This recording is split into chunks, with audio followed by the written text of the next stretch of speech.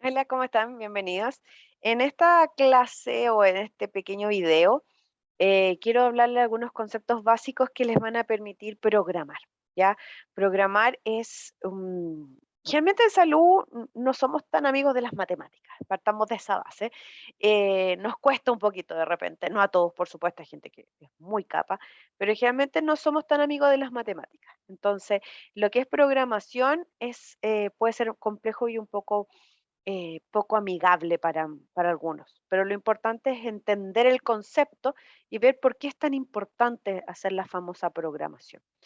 Em, la idea de programar es ponerle números o tener claro qué es lo que tenemos que hacer en el largo, en este caso, de un año.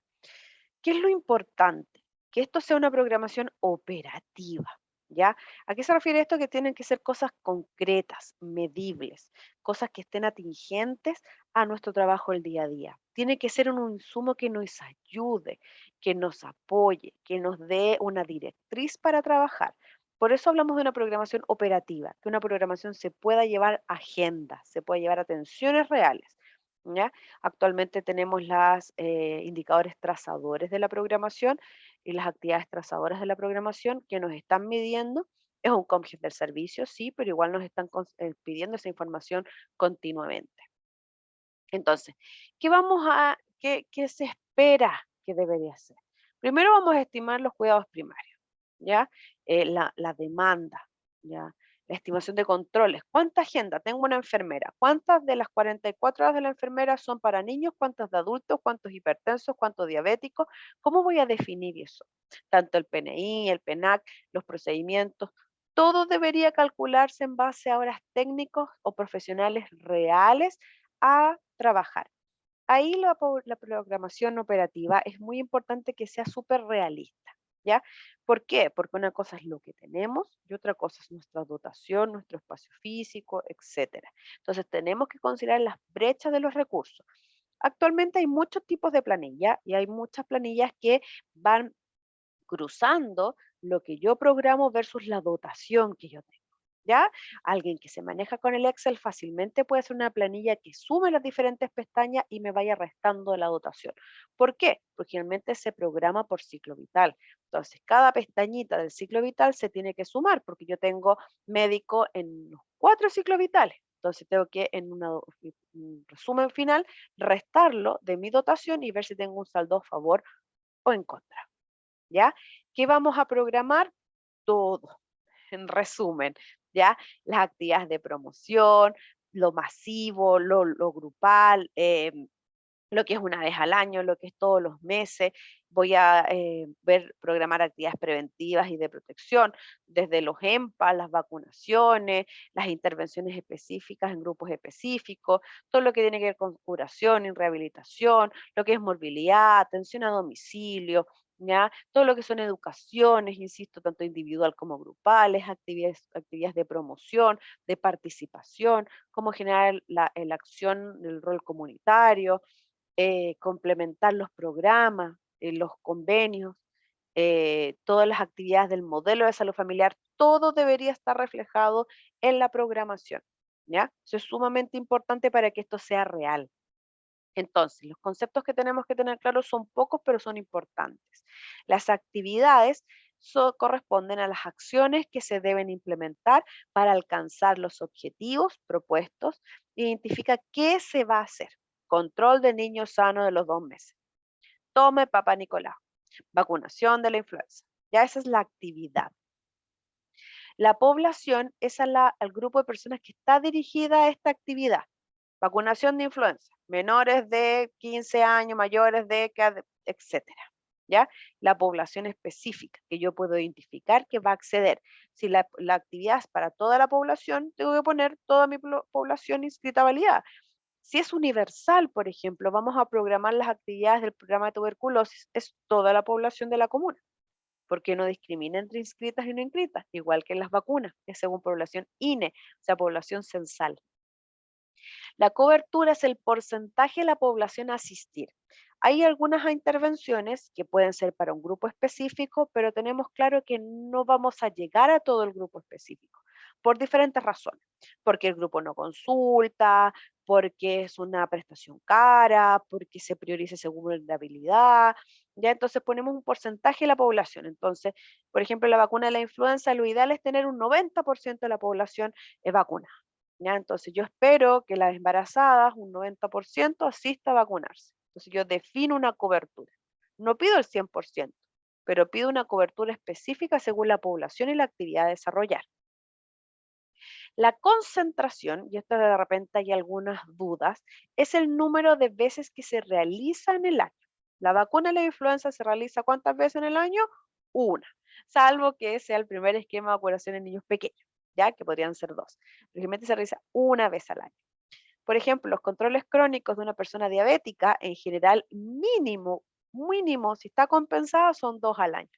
¿Ya? Entonces, esa es la concentración, la cantidad de veces en el año que yo voy a dar esa misma prestación a la misma persona. El instrumento es el profesional o técnico que va a hacer la actividad que yo estoy programando. ¿Existe la posibilidad que la misma actividad la hagan diferentes profesionales? Sí. Por ejemplo, el EMPA lo puede hacer un nutricionista, un enfermero, un matrón, etcétera. Entonces, yo voy a calcular la concentración y todos los otros números en base al instrumento que yo voy a utilizar y los instrumentos. Por ejemplo, voy al concepto de cobertura. Entonces, yo tengo que hacerle el 70% de la población un EMPA, pero voy a ocupar de ese 70, un 30 lo van a hacer las enfermeras, un 30 lo van a hacer los matrones y un 10% lo va a hacer el kinesiólogo, ¿ya? Entonces, el instrumento, yo no dejar a cada instrumento, a cada profesión un 70, sino que el porcentaje que va a realizar, ¿ya? Y el rendimiento, que muchas veces se confunde con la concentración, el rendimiento es el número de veces que se realiza la actividad en una hora cronológica, ¿ya? 2 por hora, 3 por hora, 1 por hora, ¿ya? Hora y media es un 0,7, 0,5. Entonces, ese es el rendimiento, ¿ya? Hay actividades que son generalmente menores de una hora, ¿ya? Y que se pueden hacer, no sé, vacunaciones, 6 por hora en box o EMPA, 3 por hora o 2 por hora, ¿ya? Eso va a depender, ¿de qué va a depender? Esto es sumamente importante, va a depender de las orientaciones programáticas y de los acuerdos locales también, que no deberían ir muy lejos de las orientaciones programáticas. Entonces, cuando yo voy a definir una programación operativa, tengo que establecer en el tiempo que voy a programar. Generalmente programo en un año calendario, pero tengo que tener claro que en este año calendario hay una cantidad de sábados y domingos que nosotros no abrimos el CESFAM. Hay feriados que también tengo que restar, hay días que son propios de la atención primaria, como los días de la tarde del 17, el 24 y el 31, que por ley tenemos establecido, y yo si resto, que es lo normal, más o menos me quedan 220 días, ¿ya? A esto, en general, se pide que se descuenten las partes legal de cada persona. Por ejemplo, si yo tengo un médico que es categoría 1 y tiene como 35 días de vacaciones, más ahora los proporcionales, los 15, los 14 días, los reparatorios, más, etcétera. Es muy distinto a que tenga un médico categoría, o sea, nivel 1, donde tiene sus 15 días legales de vacaciones versus 35. Entonces, sí me va a afectar 20 días de vacaciones o 15 días más de vacaciones de un médico o del otro. Por lo cual, lo ideal es tener esto referenciado en una tablita que haga los descuentos finales en base a la dotación final que tenemos establecido. ¿Ya? Entonces, los días administrativos, en algunos lados está el día del cumpleaños, el día del estamento, ahí dependen los acuerdos locales. Sí, es importante establecerlos cuando yo vea finalmente las horas que tengo disponibles para programar. No, insisto, no es lo mismo que de 10 médicos, tengo 5 médicos en nivel 1, por lo cual tienen 30 y tantos días de vacaciones, y tengo un médico en nivel 15 que tiene solo las 15. ¿Ya? Entonces, sí va sumando finalmente cuando voy viendo la programación final. Este es un ejemplo de una matriz de programación. Como les digo, hay muchas. Esta es la que establece el ministerio en el documento, ¿ya? Donde yo voy a definir primero la actividad en la primera columna, ¿ya? En este caso está el control diario y el control de salud del mes como ejemplo. Primero, yo defino el grupo objetivo. ¿Quiénes van a acceder hasta el control de la diada? La puérpera y el recién nacido, ¿sí? Después, ¿cómo defino la población a atender? Lo puedo definir de diferentes fuentes de información. Puede ser mi bajo control, puede ser el REM. Generalmente uno utiliza la información del mismo REM. Ya puede ser el REM, puede ser la población bajo control, la población inscrita a validar o la población IN, que es la población censal, que se utiliza para prestaciones universales, por ejemplo, las vacunas, TBC, que son universales, se ocupa INE. La población bajo control generalmente se utiliza en lo que es controles seriados. Y lo otro es la población inscrita a validar, que son prestaciones que son para toda la población, por ejemplo, el examen preventivo es para toda la población de cierta edad, entonces ocupo el inscrito validado. ¿Ya? Entonces, el grupo objetivo es la población. El número a atender es en base a la cantidad. Por ejemplo, en el caso de las puérperas, podemos utilizar el número de ingresos de embarazo. ¿Ya? Y ahí podemos tener un número de población de puérperas que tendríamos que esperar en base a esto. Entonces, nosotros deberíamos ver al 100% de las puérperas. Generalmente hay un delta, por ejemplo, algunas llegan sin bebé, hay controles que no son en diada, podrías programar un 90% en diada y un 10% de controles separados. Hay diferentes variables que hay a nivel local hay que establecer. La concentración, ¿cuántos control de diadas hay? Es solo uno, porque yo hago un ingreso, hago una diada, ¿ya? Y el número de actividades, por lo tanto, son 465 porque estoy programando el 100%. Si yo bajara ese 100% a un 50, baja a 232, 233, ¿ya? O sea, baja a la mitad, ¿sí? Eso me da la cobertura.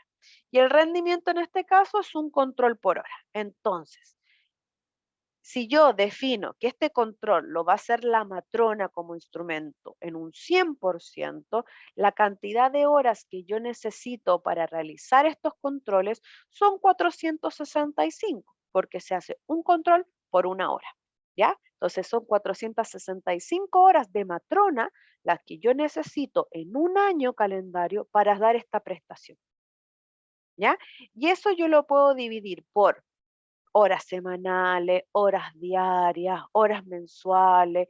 Yo puedo establecer eso, es cosa de agregar una columna más y las columnas que ustedes quieran para el lado para ver cuántas necesito, por ejemplo, cuántas horas necesito a la semana para atender esto. Entonces yo lo que hago, el 465 lo divido en 52 y yo sé la cantidad de horas.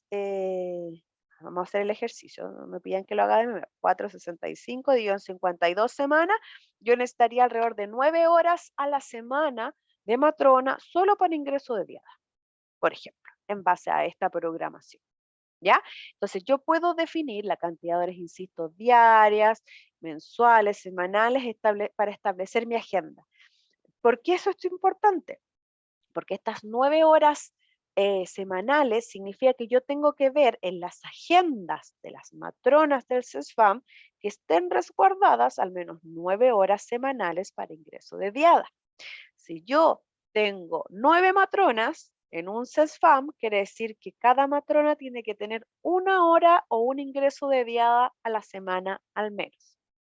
Si yo tengo 5 o tengo 4, cada matrona tiene que tener 2 ingresos de diada. Y ahí es donde vamos a evaluar la realidad local, porque esta es programación por centro. Pero después tengo que llevarlo al operativo en cada sector. Porque si yo tengo 4 matronas en cada sector, pero tengo un sector donde la población es muy joven, hay mucha familia iniciante, puede que tenga el doble de ingresos que el siguiente sector, que es una población más añosa. Entonces puede ser que esa matrona tenga menos horas de diada, pero tenga más horas de climaterio, y la del primer sector tenga el doble de horas de diada. ¿Ya? Entonces, cuando yo llevo esto a las agendas, es importante ver la realidad local de cada sector. Pero esto es lo que debería verse en las agendas de los centros y de los profesionales. ¿Ya? Este es un ejercicio largo, es complejo, porque además son instrumentos que son transversales en general, que participan en diferentes partes del ciclo vital.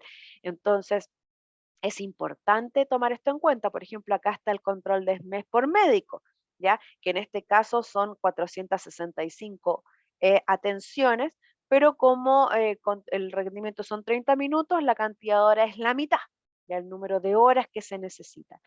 Pero es importante tener claro que el médico hace morbilidad, hace controlera, hace control del cardio, hace CICEP, hace un montón de cosas, ¿cierto? Entonces no puedo pensar que voy a programar un 100% de esto y el resto voy a dejarlo en cero. ¿Ya? Entonces, esto se tiene que equiparar. Por eso es súper importante que seamos súper bondadosos cuando programamos y los vemos siempre como un todo. No solamente de mi programa, de mi asesoría técnica, porque de repente eso no permite finalmente que eso sea real, porque tenemos que llegar a una programación operativa que sea real finalmente. A eso queremos lograr, para que esto sea un instrumento de trabajo, ¿ya? Esto hay que practicarlo. Como les decía, puede ser medio complejo, pero creo que es algo que se puede lograr y que puede ser una buena herramienta si trabajamos con ella. Así que muchas gracias a todos. Los invito a practicar, a sacar números y ver cómo les va. Que estén muy bien. Hasta luego.